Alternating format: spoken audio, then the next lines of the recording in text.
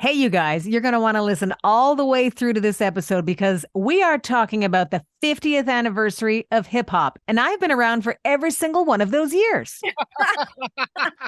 I have not because I'm 9 years younger. Anyways, you're also going to find out what life is really like during Hollywood pilot season.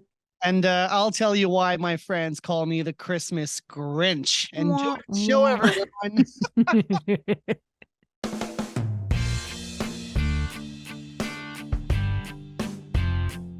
Well, look at us.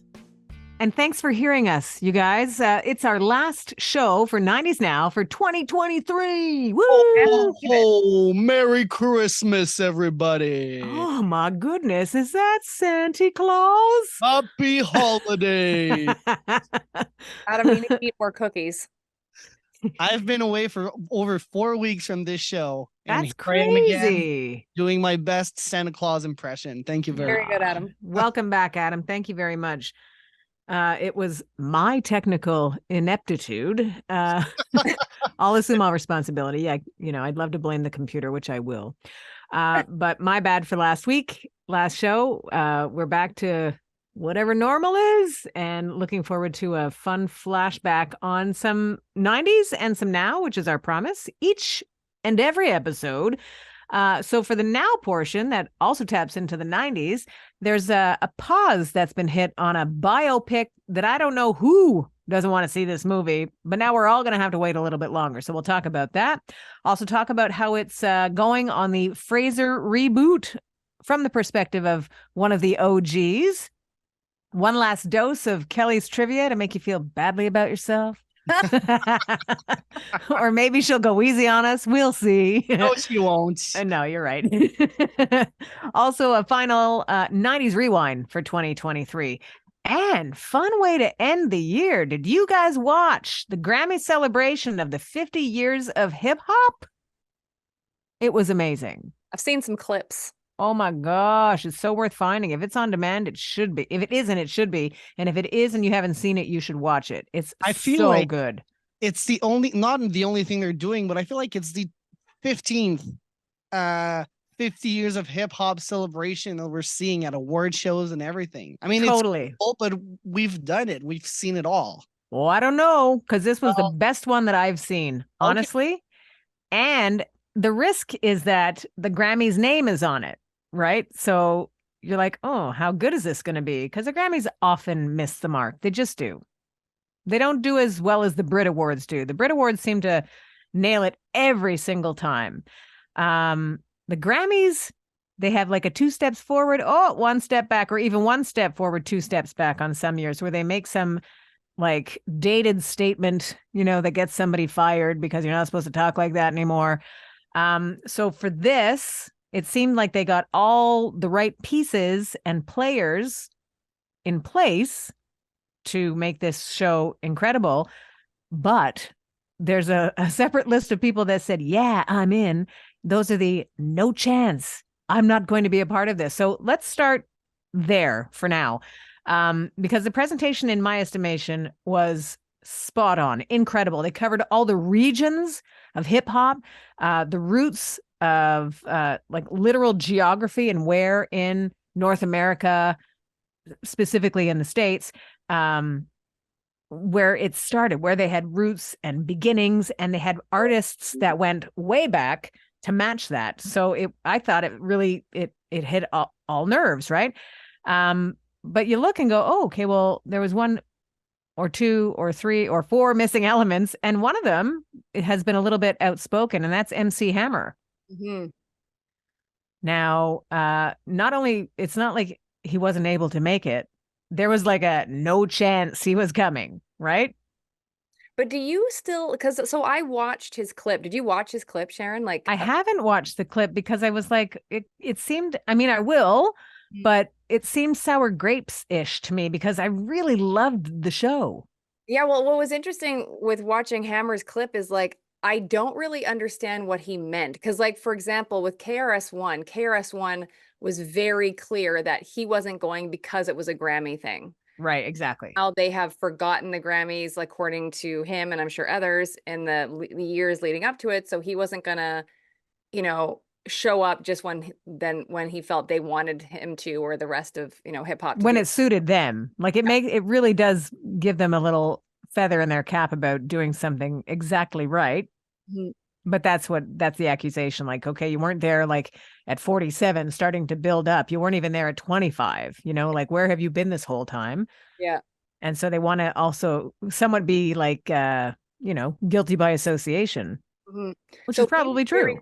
Yes, and he was very clear, like with his problem with it.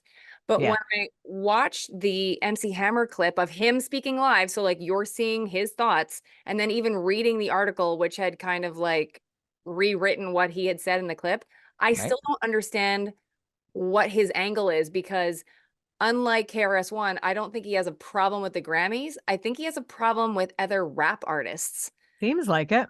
That because he's like I can be like, I guess kind of macking is what his thing was with a young guy, but he's like I can't like be that way, the fakeness with like a 60-year-old who's like going by the name of Six Shooter. Like that seemed to be his angle, that like that generation is above that now, or like past being guy on the street, I guess. Like I'm interpreting now, because it really wasn't clear to me, but I think that's what it is. It's like he can't deal with old dogs, quote unquote, fronting.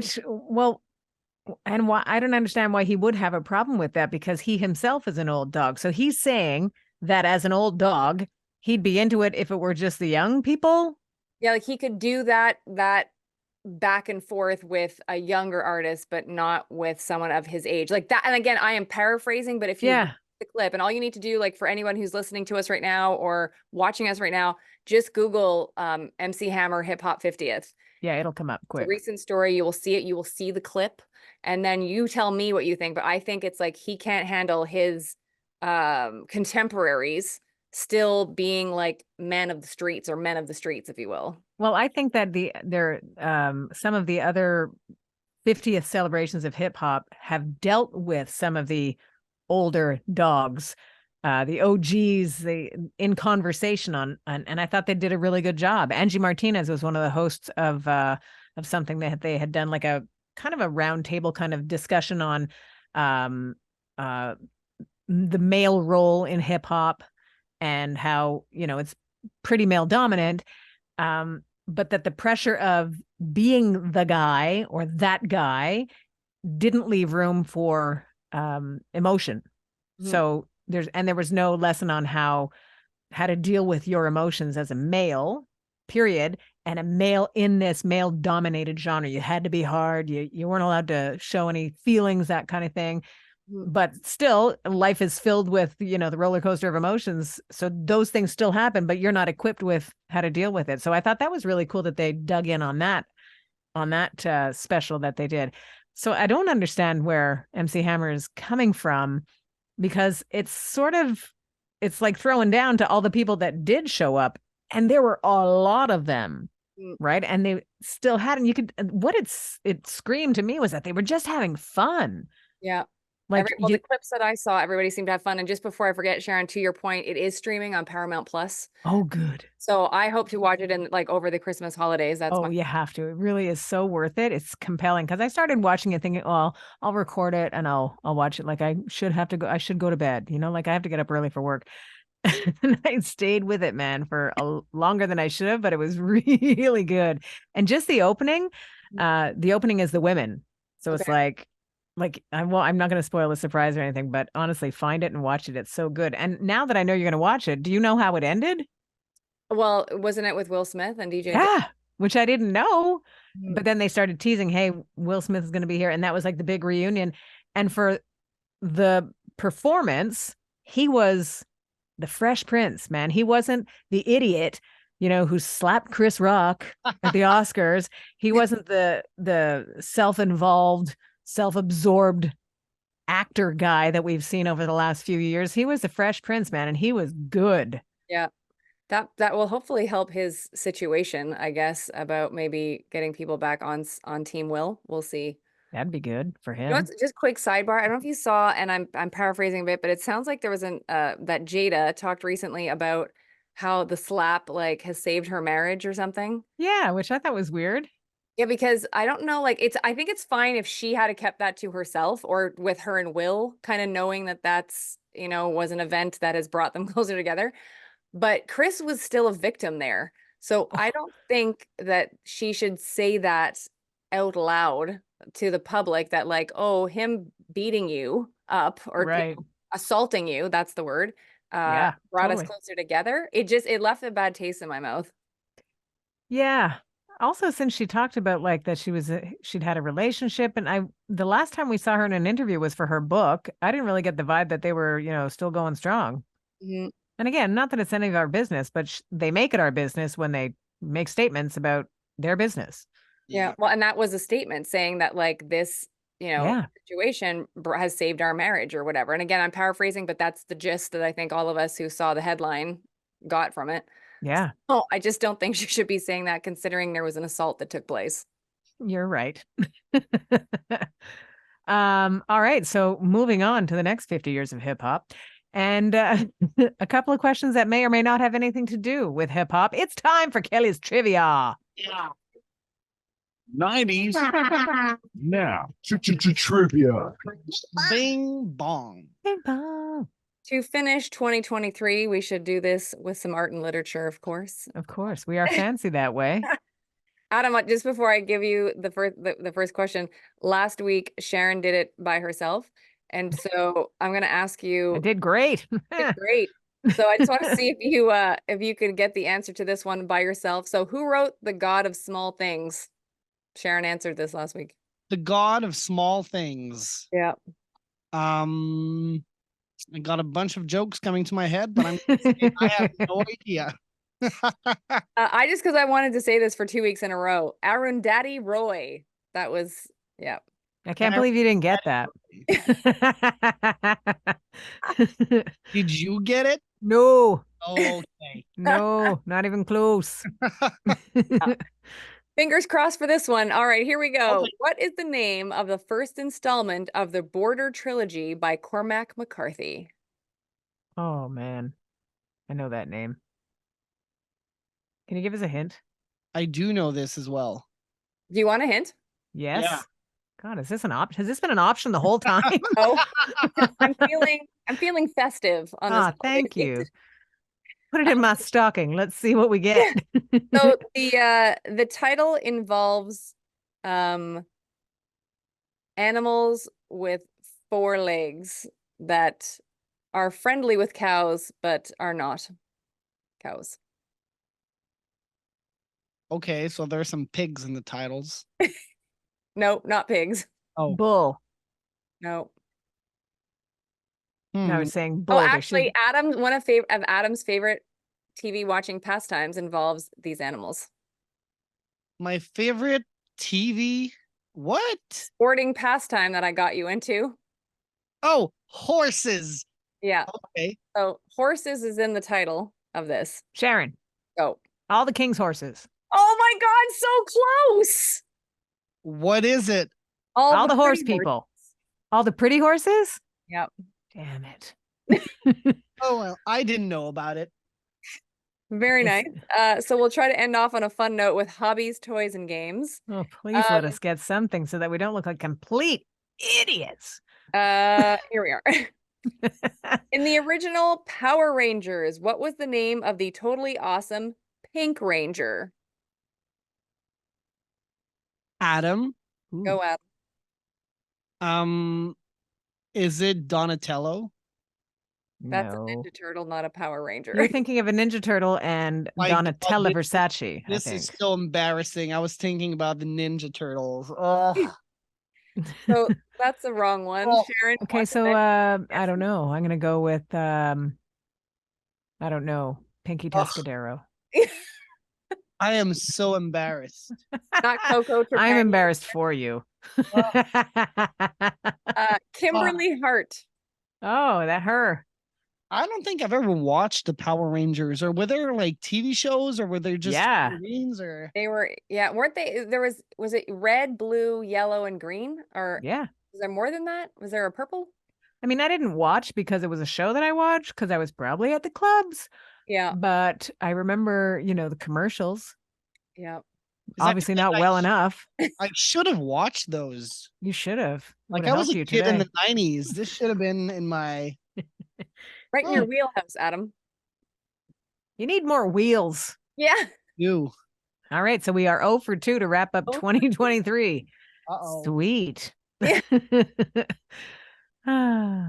All right, so you want to talk about the Madonna movie that's not on anymore? Do it. All right, so the Madonna movie is not on anymore. Now, What is that about? We've been talking about this for the last 5 years. I know, but Yeah, I want it to happen already. Sharon, when you read that article, did you not get because again, it was a bit convoluted where it sounds like they have an issue with where it's that the relationship with where it was going to be released, but that it's not over. Like, I feel like she's moving the project somewhere else. Did you get that from that article? I did get that from the article. So it's not happening. It's just not happening as soon as we'd like it. Yeah. Because what's her face from Ozark, Garner, I forget her first name. What is it? But Jennifer. Not Jen- Jennifer Garner. It's is it Julia? Julia Garner. Julia Yeah. Garner, yeah. She's awesome. And Yeah. and the big surprise in that article was that Madonna like brought out Julia Garner during her Brooklyn show of the Celebration tour. And they look like each other. Like Yes. she's well cast. Yeah. So I think that I feel like that was a hint from Madonna where it's like, don't worry, it's coming. Like, Well, I hope so. I just need to get this tour done. Well, the other thing is that that particular show that she brought her out for, wasn't she late in starting it? Oh, yeah, I think. And I think that they blew it completely out of proportion. Deb and I were doing the math on it. Like if she started at like 9:30, that would be, or even 9:45, whatever technical difficulty she was having. And there were some of those. But if the doors open at 7 and you're only starting like at 9:30 or 9:45, then it seems like she starts 3 hours late. But she wasn't ever going to be starting at 7. The doors just opened for you at that point. But I heard she started at like 11 or something. Which I can't even believe would happen because they would there's have to close there's down, rules. right? Like venues, don't they have to like be out by like 11 or the show's over at 11? So it doesn't I make would think so, yeah. Which, by the way, I've been to the Barclays Center. It's very nice. Really, eh? Yeah, that was where the Rock and Roll Hall of Fame ceremony was. Yes. Kelly Although I went have there and to hung say, out with like, Janet Jackson, by the way. Janet was there. The Janet. Wow. I've been in front of the Barclays Center. Yeah. So, Nice. woohoo, yay for- I've heard of it. Yeah. I think the Brooklyn Nets play also. So Oh, cool. I think that's where the Islanders used to. No, not the Islanders. Was it or never mind. I know the in-house announcer of the Brooklyn Nets. I believe you know him too, Kel. is that where he is now? Cedric? Yeah. What's his name? Yep. Oliver. Oliver, right. Yep. Because wasn't he in Philadelphia for a long time? He was in, where was he? Oh, Cleveland. Cleveland. Yeah, it was Cleveland. And then he's when I saw him last summer, like not this past summer, but last summer. Yeah. He was in Brooklyn. That's amazing. Good for him. Mhm. Yeah.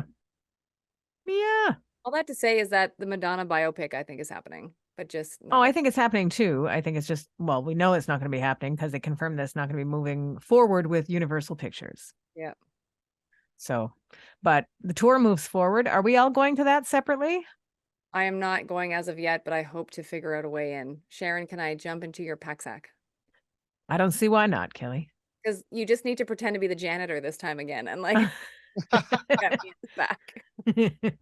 I am going to that show, so I don't see why you can't jump in the backpack, Kel. Isn't Adam going? Adam? We're going too. Adam, right? You're going, aren't you? Madonna show? Yeah. Yeah. Yeah. I'll be there with all my friends. There was a shoulder shimmy that went with that. All my friends. I've been because I've heard she's gonna play a lot of her singles from like the 70s and the 80s. So 70s. wasn't she How on- old do you think we are? Well, that's what my friend told me yesterday. Well, Isn't get that him on the first line lady because in he's there? going to get a little smacking. Okay, so she's playing a lot of older singles that I might not know. So I just No, started you'll li- know every single one. Well, I started listening to the like the set list on Spotify. So Yeah. you have the actual set list. So I put it on shuffle because I don't Yep. want to, know the Yeah. set list by heart. Yep. So I just shuffle it, and I've been listening to that since yesterday. So at least Nice. I'll know all the songs. What's Oh, yeah. the Montreal date? It's 2, right? Is there 2? It's I'm going January 18th. And what's the second show? I just don't remember the date. 20th, right? I'm pretty sure. We were supposed to see her. It was November originally. Mm. And so, yeah, I think it is the 20th.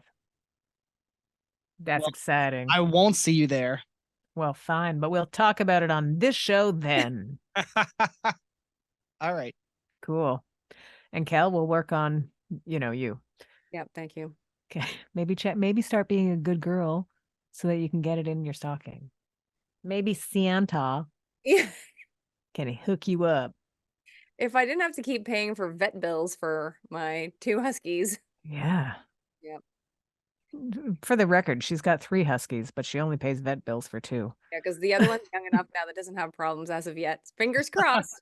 Okay, so one of the OGs from Frasier, and I will plead ignorance and not enough sleep, but is Roz one of the recurring characters on the reboot on She has made Frasier? an appearance in the finale, from what I understand. Okay, so not like a regular character. Not from what I understand as of yet. Well, because she's spoken out recently about how I think there was one conversation, and now she's made her feelings a little clearer on how she maybe hoped that her character of Roz could have been portrayed.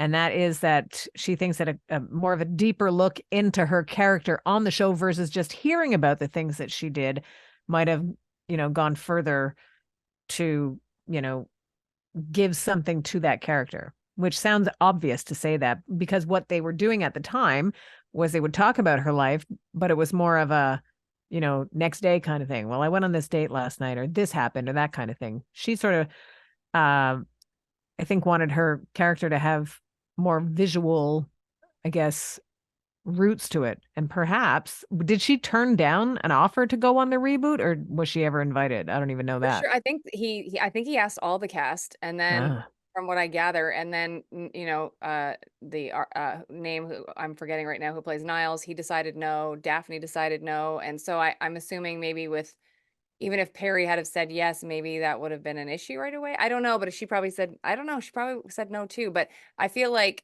maybe now that she's done an episode, maybe there's an opportunity for her to be a part of it. Side note for a quick second. I know that Niles' real life character has, like, it's a 3-namer. And first I thought David Allen Greer. And I'm like, nope, David Hyde not Pierce. David Hyde Pierce. There you go. Because my next one was David Ogden Stiers. I'm like, how old are you? That's the guy from MASH. Like, come on. Anyways, I'm old. So David Hyde Pierce, right? So he said no also. Yeah, I think he was the first one that said no. Here's another thing that this article pointed out to me that I'm not sure that I remembered, which was that how Lisa Kudrow was famously fired from Frasier, and that allowed for Roz, because I guess I'm blanking on that. Yeah. Well, She played. Yeah. So she I think initially got the role, Lisa Kudrow, but I didn't know this for a long time. Like, I only found this out, I think, since the Friends reunion or something. Like, I've only known for a little while. But I think she did the pilot and they didn't like, I guess, the chemistry. Okay. And then I guess that's why it's the famous, famous letting her go. Uh, And then, but then obviously it all worked out for her. So but I wonder if it's a famous, or if it's the Frasier people calling it the famous letting go. they probably, like, Yeah. because I mean, it all worked out in the end for Peri Gilpin. It worked out for Lisa Kudrow. But it's For funny, like, sure. was there a but even because, so I read the Matthew Perry book, as I told you guys, and Yep. like he kind of talked a little bit about behind the scenes stuff, not just about Friends, but in the industry as well, and how, like, when you're in pilot season, like, it just, you never know what's going to get picked up or not, and so and cast changes could happen also. And I think I read that, I'm not sure if I read that in his book or somewhere else, but like, you really don't know until you really kind of know, okay, we're starting to film for real. Like, Right. it's not just the pilot. So, because I think, like, and he said too, in his specific instance about him getting Chandler, like, yeah, he was the last to be cast, and like literally with a week left to go before they would have started. I think it was like, I think he finally got the final decision on the Friday and they started filming Monday. Wow. And so it was very fast. And I think he did his audition on the Wednesday. Like, it was very quick. It was like 2 or 3 days of like boom, boom, boom. And he had to do it like for the producers. Then he had to do it for the network. Then he had to do it for like the production company. And then he got chosen. So, because it was Wow. such a big deal. And it was interesting to hear him talk about Friends, in the fact that, like, obviously, again, for us, that don't live in Hollywood, Hollywood sounds like it's a big place, but it was apparently very well known that Friends was going to be something hot and that you wanted in on it if you could be. So That's cool. It's neat also to talk about pilot season on the Smartless podcast. Jason Bateman and Sean Hayes and Will Arnett, they've referred to pilot season at the beginning of their careers as being something like you get into a show and you're like, okay, this is going to happen, and then it doesn't, or you get a few weeks or a few episodes and then they can it. Mm-hmm. And it must be like a major balancing of emotions, because you obviously have to commit to the character to make it work, even though you know that there's a really good chance that it's not going to work. Mm-hmm. So it must be super challenging for them.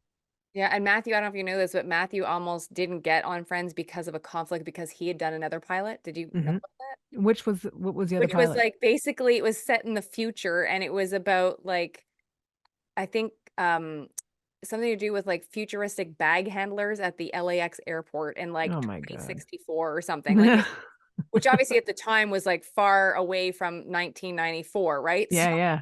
But he almost lost out because of a conflict, because he'd signed on, and he did it only because his business manager had told him, you're out of money. Like, you need money. And so he told his agents, you need to get me something. So they got him this, and it almost cost him his situation. Oh, wow. And he just found out like that's why he was like late to that auditioning process, is he found out that it wasn't getting picked up, and then he was free to go do the audition. So it was like within like a 24-hour period. It was crazy. Wow. That's nuts. Yeah, I think it was called like LAX 2064 or it was some really creative title. Wonder what it's about. Yeah. Hey, well, you guys, you ready for the last 90s rewind? Yeah. Of 2023? Well, for this one, we're going back 25 years, and the ladies have it for this last 90s rewind of 2023. From around this time in 1988, I grabbed a handful of songs and artists that really represent sort of a 90s and now connection, because and I think they're all within the top 10 or probably 20 of the charts at that time. The first of which, from this moment on, Shania Twain. She, this year, made it back to touring fairly seamlessly, became a judge on that show. Yeah. What show? What's the name of that show? It's like they're like creating pop stars, but it's not American Idol, and it's similar. Like is it The Launch? Maybe. The launch is still, I don't think the launch is still happening. I see commercials for it. It's still happening. Okay, it's called Starstruck. That's it. And they totally package up the artist, and they give them the whole treatment and stuff, right? Yeah. Okay, well, she's on that, so that's good. The tour, good, and people are happy. So she's having a good year. Mm-hmm. And she was having a good one 25 years ago, too. Also in the news 25 years ago and this year, Lauryn Hill and Doo-Wop, That Thing. What an album. The Miseducation of Lauryn Hill. Come on. It doesn't get much better than that. But for 2023 standards, the now factor, she owned her lateness finally, but basically said we should be happy that she's there at all. So I guess we are. Thanks, Lauryn Hill. Yeah. Also in the top 10 at this time in 1998 was Faith Evans and Love Like This. Now, the Now connection is a little bit fuzzy for me because I hear the commercial all the time on television, but I don't know what the product is. But they use that song. It's like, it might be Old Navy or something, but I hear Love Like This every day, which is great because it's a great song. Also, Baby One More Time, Britney Spears. Of course, how do you connect the Now to Britney Spears? You just do, because she's Britney Spears. But she got her book out this year. She seemed to get a lot out this year. But she's good. I think she's free from a lot of the things that maybe held her back or kept her dressed. But she's good now. And she was good 25 years ago too. And I think for our final offering for this 90s rewind, it's Sheryl Crow, who not only was a big part of the Willie Nelson birthday party that's was recently on. It was filmed a few months ago, but it recently hit your television screen. So happy birthday to Willie Nelson, who doesn't look like he's having any problems at all at 90. But my favorite mistake, which for me, musically in Sheryl Crow's career, I think If It Makes You Happy, a song called Home, and this song are three of my favorites. My favorite mistake starts with this really jangly, but like controlled open of a guitar and a really thick bass line that comes in. And of course, Sheryl Crow, like I said, not only celebrating Willie Nelson's 90th, but she also made it into the Rock and Roll Hall of Fame. So 2023 was a pretty big year for her too, just like 1998 was. Nice. And that's your 90s Rewind. Good job, Sharon. And we have our last audience question of the year. Ooh. Okay. Yes. So hopefully Adam's going to have an answer. He's going to have to think about this. Fingers crossed. So audience question is, now that we're in holiday season, what is your favorite holiday like TV special to watch every year? Ooh. I will go with first. I'll go first. And say that I have recently watched Elf as soon as it was on TV. So yes to that. But also I watched How the Grinch Stole Christmas and Rudolph the Red-Nosed Reindeer. Just watched that the other night.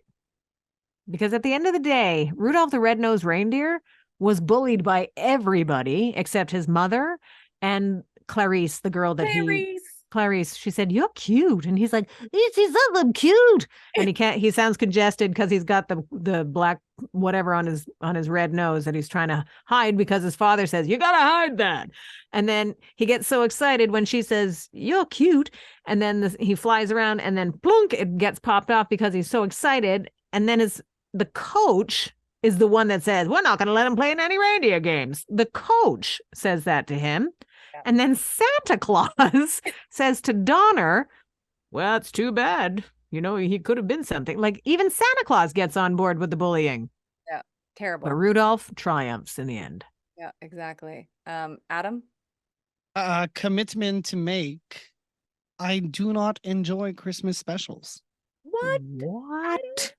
You can say I'm dead inside. I'd be the Grinch of Christmas. I'm not gonna watch a single Christmas movie during the holidays. Wow. Yeah. You should. There's so many good-looking people on those Hallmark ones. Yeah. They might be good looking, but I don't know. It doesn't rub me the right way. And do you know what else happens? Everything ends positively. There's always a happy ending, no matter what. And that might be why I don't like those specials. Nobody dies. I like a movie that doesn't end the way you want it to end. That's what you get at your own Christmas. Not complaining. Thank you, Sharon. But Adam, like, you don't have because I will piggyback, like, when I see Christmas special, to me, like, obviously, like, movies would fall under that umbrella, but, like, I always think of, like, a cartoon. So, for me, it is what Sharon talked about, which is the Burl Ives claymation. Oh, yeah. Of Rudolph the Red-Nosed Reindeer. I love that thing. Like, I love the Abominable Snowman. Like, it's just, it's amazing. So, and it's funny, I have the Burl Ives CD of that soundtrack for Christmas. So the Burl Ives Christmas album was like a major part of my childhood. That was one of the albums that we listened to all the time. And I love that Burl Ives narrates, you know, and he plays the big snowman. He's that snowman, exactly. Yeah. But also that special will be 60 years old next year. Will it really? That's amazing. Yeah. 1964. Isn't that nuts? That's bananas. Yeah. Yeah. So that's 60 years later, and Adam's still not gonna watch it. All right. And that's fine. We're all good. However you are celebrating your holidays is good. If it's good for you, it's good for you. Yep. All right, you guys. Thank you for making our 2023 fun and giving us the company. We know you're out there and we appreciate it. Wherever you find us, we appreciate that you're passing it along to your friends, that you're sending us questions. You can find us on all the social platforms. We appreciate that you do, however you do. Thank you very much. Happy New Year, good health, and all the best things to come to you. Thank you for listening to 90s Now. Still happening.